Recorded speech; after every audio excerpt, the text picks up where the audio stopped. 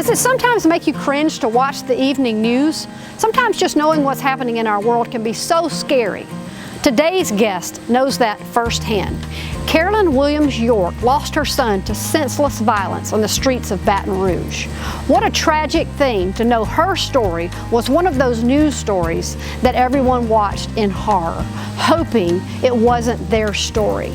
She woke up after months of grief, realizing her son Chad had been lost. After grieving, she decided, it was me, and what am I going to do to help other women with the same thing? So after writing her book, she now has Healing Heart Support Group. So when others see the news of a senseless killing on the streets in any city, she jumps in there and she reaches out to that mother or that family and she helps them with the recovery process.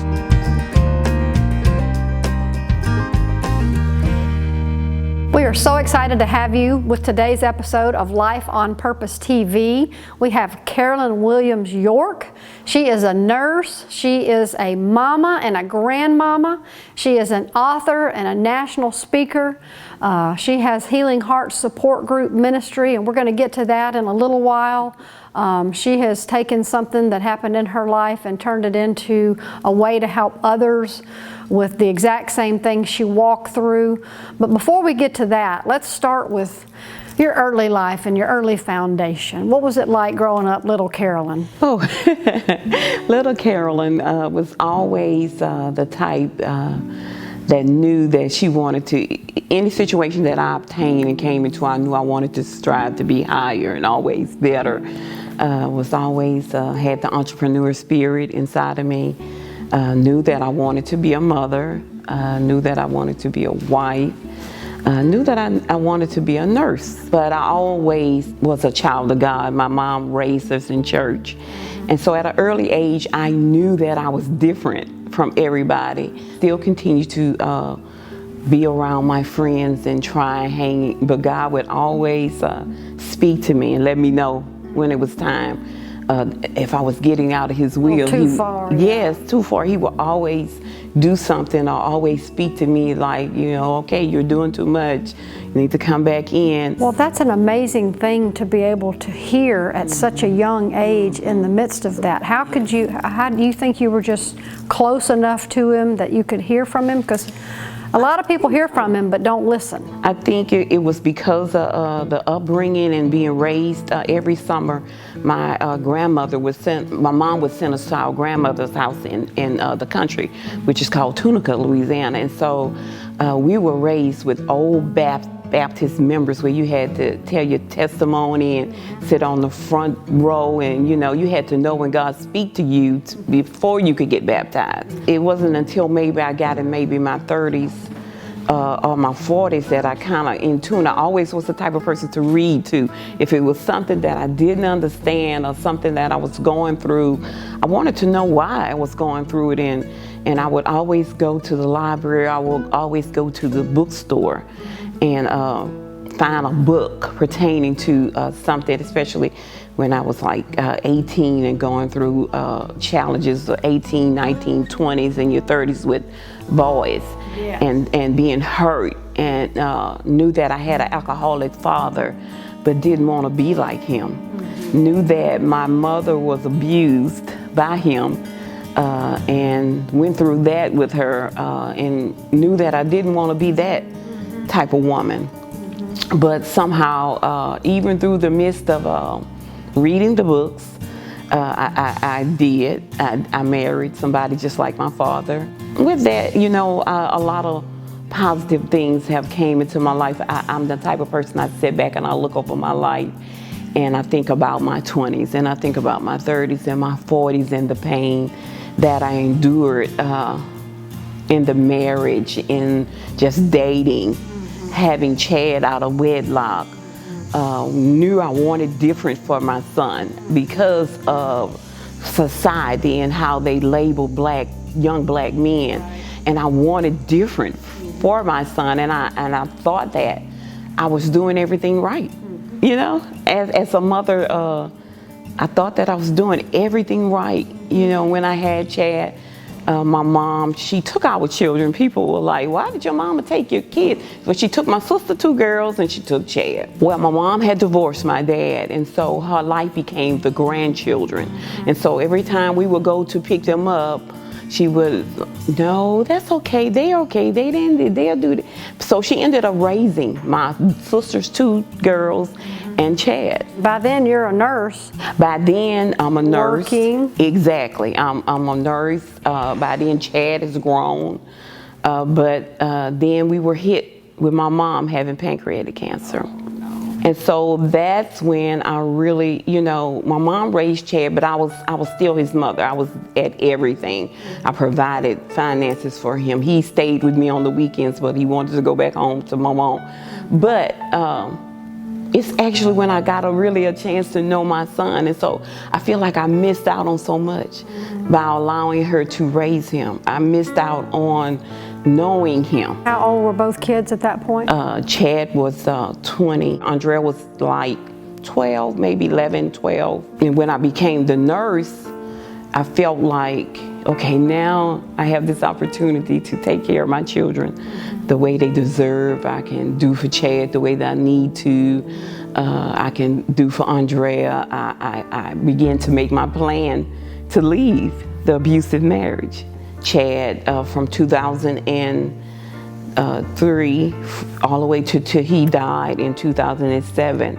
I thought that being a mother was enough again by being there for him 2, 3, and 4 o'clock in the mornings on the phone, talking to him about depression, and because his cry was that he wanted to be with Mama. Now during the time he was facing things as well. He had had a child. He had his bouts with jail, but then he got his GED, got out of jail, started getting his life together. And you said he was doing a really good job? Yes, was doing a really good job of being a father, had his second baby, which is a little girl, Shikari. As I've spoken with so many other mothers, it seemed like that's when Satan attacks them even more. When they're starting to try to get their life. When they're starting to try and get their life together. Especially from a faith perspective. Exactly, because he was raised in the church as well with my mom. He did know the Lord.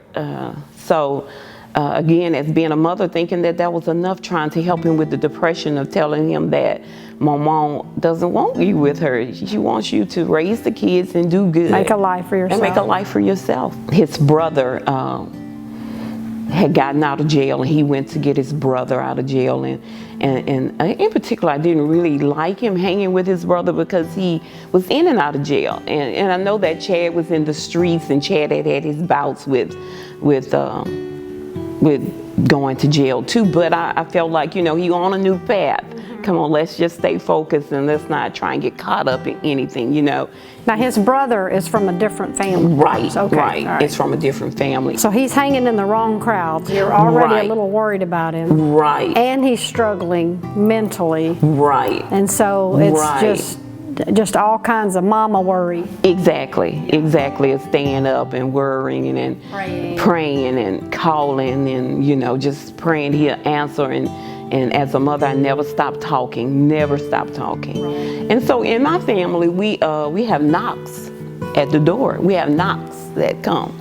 And so with death, knocks come, because when my aunt was passing, she knocked at the door, and we received the phone call a few minutes later that she had passed. So just a knock, you hear it, just a plain nobody's knock. there. Nobody's there. And so I had received that knock at the door. So this is the day Chad passed. That week, I had maybe like 2 weeks before then, I had received the knock, and I told one of the other nurses, I say, you know, someone in my family is getting ready to die. I say, I've received that knock, and I say, so now it prepares me to start praying and asking the Lord to prepare me for whatever's coming. Kind of felt like it was my child. Didn't want to believe that it was my child because I just didn't want to believe it, you know. So of course I was on him so much then, you know, trying to make sure he was doing the right thing. In the right place. Not in trouble, you know, being the mom, doing the mom thing. And so, you know, that morning I hugged him and went to a concert, an outside concert. And so I told him about, you know, I didn't really want him with that person he was with. You know, I said, that person really is probably going to be the death of you if you continue to do that. We were at the concert having a wonderful time. And he had called me several times because he was in the mall trying to purchase tennis shoes for his babies. And so that's the last that I spoke with him. And I knew that it was getting late. His son had came down. I started feeling bad. I started having these pains all over my body. And I told the lady, I said, you know, I'm ready to go. I said, I'm not feeling good. I said, I can't get in touch with Chad. I said, he's not answering that phone. So on the way home, these pains were just getting worse. And so, of course, I got home and took my shower and got into bed and steady trying to call him, and the phone kept going to voicemail. And then at 1 o'clock in the morning, I received a knock at the door. And it was a police officer. And it was a police officer telling me that Chad had been involved in a homicide. And I'm looking at him just like I'm looking at you, like, okay, and where is he? And, you know, and he's just like, ma'am, do you really understand what I'm telling you? It was like a fog. I was in a fog, you know? It was like he was there, but I really wasn't seeing him. And so it wasn't until I picked up the phone and called my sister and said the words. It was such a pain inside of me that I could not understand, and I became instantly angry. I wasn't really angry with God, but I was like, I was ready. Spiritually, I'm ready, God. You know, why didn't you take me? 4 years after that, I was sitting on the sofa. I was depressed. I was on vacation. I was depressed. And I was like, reading my Bible. And so God took me to Deuteronomy 1, and it said in there where Moses said, move the children of Israelite. And so it said in here, and he was telling them that, you know, y'all have dwelt here long enough. God has blessed you. It's time for you to move on. And I felt like God was telling me, okay, I already told you that I wanted you to start this grief support group. And because I had been talking about it, but I never had written anything down, never put anything together. And so I felt like God was saying, okay, you sat here. You've been depressed for these last 4 years. I was just going to say, you had put on the happy face every day, Every to go day. to work, try Every to take day. care of Andrea, and you had you were doing all the things, but really you were grieving so in the much. inside. You know, once, you know, Healing Hearts was formed, I began to pick my pen up and start writing, and made a phone call to this young man that I had been talking about the vision with, and he said, okay, I'm gonna call you right back. And he did. He called me right back, and then a mother called, and I stayed on the phone with her all night. Wow. What has helped me, Beth, I can say, is Healing Hearts. The formation of Healing Hearts has really helped me because I'm able to connect with mothers. I'm able to connect with family members and what they're feeling and what they're going through, because I've been there. That's why that motto, I chose it, I've been there, because I've lost mother, I've lost father. I've lost the ultimate loss was my child. Healing Hearts has touched so many different areas and so many different people's lives and families and individuals. Well, you know, we all watch the news and we see things that happen and we're like, oh my gosh, I'm so glad that's not me. And you woke up one day and it was you. It was me. And you wrote this book, and you sell this, and you share your story with Chad, and that's part of what you do, is get this message in the hands of people, and this is part of what you do to help raise money. Exactly. You know, there's a lot of news about North Baton Rouge shootings, violence, police relations. There's a lot of just reports out there, and people don't know what to do with that information. You're in the pulse of that. And I think most people wish they knew how to help a situation or how to view a situation through a productive lens. I mean, what can people do about these things that we know are problems? I know you're doing your thing that is so personal, but for those of us who watch the news and sit back and go, oh my gosh, something's got to give, what is that something? I think that, you know, the neighborhood, you know, you hear people talking about the village. I think we've gotten away from that. I can remember growing up, the neighborhood raised us. My mom would get home late, or my dad would get home late, but we knew to go in the house. We knew to be in by dark. We knew not to be sassy and talk back. I think that we need to get back to a lot of that old the respect of our elders, the neighborhood, allowing the neighborhood to raise our children, because you have a lot of mothers and fathers that don't want you to tell their children anything. So I think that if we would just open our hearts up again, and start loving our neighbors, reaching out and finding out who our neighbors are, because our environment plays a lot of the things that happen. Wouldn't you love to help other families in a similar situation as Carolyn? She is the hands and feet of Healing Heart Support Group. So go to LifeOnPurpose.tv and do one of two things. One, order her book. That helps fund her ministry. And do you realize that not only when someone loses a child in violence, most of the time, stacked onto that grief is the inability to pay for their own kid's funeral. Carolyn can help with that. So go to LifeOnPurpose.tv and either buy the book or pay for a funeral, so when the next child is on the news, Carolyn is prepared to help them.